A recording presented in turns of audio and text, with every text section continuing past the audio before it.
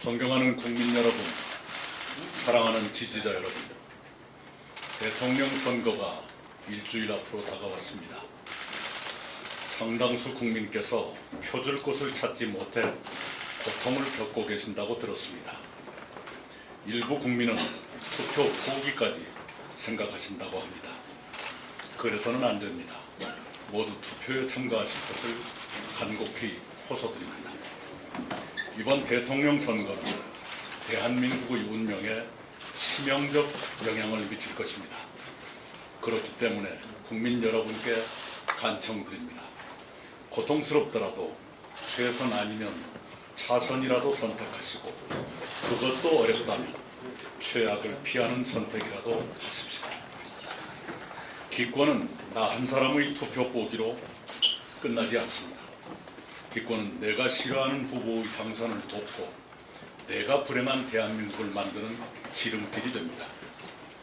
저에게도 선택의 고통이 큽니다. 그러나 저 또한 선택을 마냥 미룰 수는 없습니다. 선택했다면 그 결과를 감추는 것은 저의 도리가 아니라고 생각합니다. 그래서 오늘 저는 그동안의 고심과 선택의 결과를 여러분께 말씀드리려 합니다. 일찍부터 저는 더불어민주당이 다른 후보를 내면 협력하겠다고 여러 차례 밝혔습니다. 범죄 혐의 없는 다른 후보라면 입법권과 행정권에 이어 사법권까지 장악하며 삼권 분립과 민주주의를 파괴하지는 않을 것이기 때문입니다. 그러나 더불어민주당은 그런 순리를 거부하고 사법 리스크가 하나도 해결되지 않은 후보를 내놓았습니다. 그 결과로 더불어민주당은 한 사람의 사법 리스크를 없애기 위해 입법권, 행정권, 사법권을 모두 장악하는 괴물 독재 국가로 가는 길을 선택했습니다.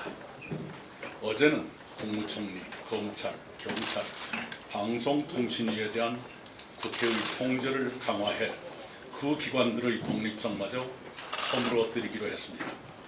더불어민주당의 현역 국회의원도 현직을 떠나신 원로도 모두 침묵하며 괴물 독재 국가의 길을 따르고 계십니다.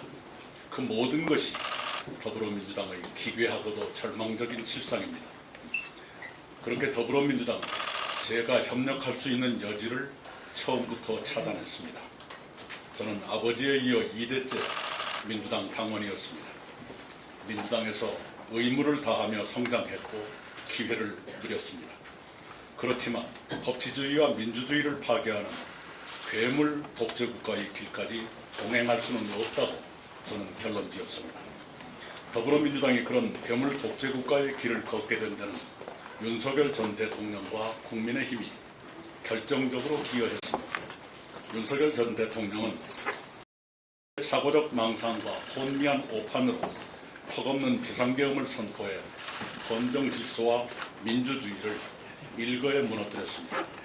국민의힘은 미친 비상계엄을 막지 못했을 뿐만 아니라 사후에도 비상계엄을 일부 두둔하고 윤석열 전 대통령에 대해서도 애매한 태도를 취했습니다. 윤석열 전 대통령과 국민의힘의 그런 황당한 기류는 더불어민주당에 폭주의 부실을 주었습니다. 더불어민주당은 탄핵 소추를 통해 윤석열 정부를 쓰러뜨리며 내란 종식이라는 이름 아래 괴물 독재의 길로 질주했습니다. 비상계엄은 2시간 33분 만에 국회의 해제 결의로 막을 내렸고 윤석열 전 대통령과 관련 부하들은 자리에서 쫓겨나 내란 혐의 재판을 받고 있습니다. 비상계엄은 헌정 질서와 민주주의를 파괴했지만 신속한 계엄 해제와 대통령 파면을 포함한 사법 절차 진행은 국회의 계엄 해제 결의와 탄핵 소추 같은 현재 기능이 살아있기에 가능했습니다. 비상계엄과 내란 혐의는 수사기관과 사법부가 헌법과 법률에 따라 수사, 기소하고 심판해 왔으며 앞으로도 그럴 것이고 또 그래야 한다고 저는 믿습니다. 그러나 지금 더불어민주당이 예고하는 괴물 독재국가는 비상계엄과 또 다른 의미에서 심각합니다. 한 사람이 입법, 행정, 사법의 3권을 장악하고 자신의 사법 리서클을 완전히 없앨 때까지 무리한 방법을 계속 동원한다면 그것은 법치주의와 민주주의를 파괴하는 폭포가 될 것입니다. 더구나 한 사람의 그런 위험한 시도가 다른 권력으로부터 아무런 견제도 받지 않은 채 자행될 수 있습니다. 국가 권력 전체를 한 사람이 장악하면 모든 견제 기능이 마비되기 때문입니다. 계엄 때처럼 견제 기능이 살아있느냐 아니면 괴물 독재 국가로서 견제 기능이 죽느냐의 차이는 엄청납니다. 견제 기능이 살아있다면 민주주의는 회복되지만 견제 기능이 죽으면 민주주의도 회복 불능으로 무너집니다. 그렇게 대한민국이 괴물 독재 국가로 추락할 수도 있다는 점에서 이번 대선은 치명적입니다. 괴물 독재 국가 출현을 막는 일이야말로 대한민국이 당면한 최대의 숙제가 됐습니다. 저는 괴물 독재 국가의 출현을 막기 위해 나름대로 노력해 왔습니다. 그와 관련해 저는 김문수 후보의 거듭된 요청으로 어젯밤에 그를 광화문 제 사무실에서 비공개로 처음 만났습니다. 김문수 후보와 저는 괴물 독재국가 출현을 막고 새로운 희망의 제7공학을 준비하는데 각자의 방식으로 협력하자는데 원칙적으로 합의했습니다. 우리 두 사람은 국민 통합을 위한 공동정부 구성과 운영, 제7공화국 출범을 위한 개헌 추진 협력, 2028년 대선 총선 동시 실시를 통한 대통령과 국회의 임기 불일치 해소 및 3년 임기 실천 등에 원칙적으로 의견을 같이 하고 구체적 협의는 양당에 맡기기로 했습니다. 저는 비상계엄과 잇따른 대통령 파면에 대한 성찰로서 대선 이후에 국민의힘을 비롯한 정계의 대대적 개편이 일어날 것이라고 전망했고 그는 수긍했습니다. 저는 윤석열 전 대통령과의 결별을 거론했고 그는 경청했습니다. 그는 저에게 선거 지원을 요청했고 저는 괴물 독재국가 출현을 저지하기 위한 저 나름의 노력을 계속하겠다고 응답했습니다.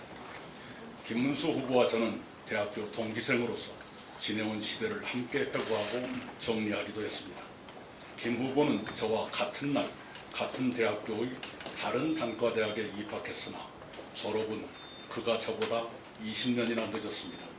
그는 학생 시절부터 고통스럽지만 정의로운 노동운동가의 길을 걸었고 제적과 옥고를 치렀습니다.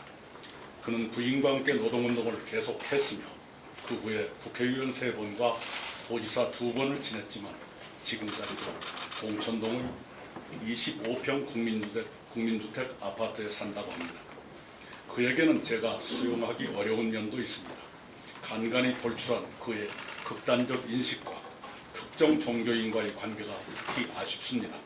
그럼에도 불구하고 그의 치열하고 청렴한 삶의 궤적과 서민 친화적이고 현장 밀착적인 공직 수행은 평가받을 만하다고 생각합니다. 특히 평택 반도체 단지 조성처럼 멀리 보는 정책의 결정과 추진은 아무나 하는 일이 아닙니다. 무엇보다도 당장 눈앞에 닥친 괴물 독재국가 출현을 막는데 그가 가장 적합한 후보인 것은 분명한 사실입니다. 그래서 저는 저의 한 표를 그에게 주기로 했습니다.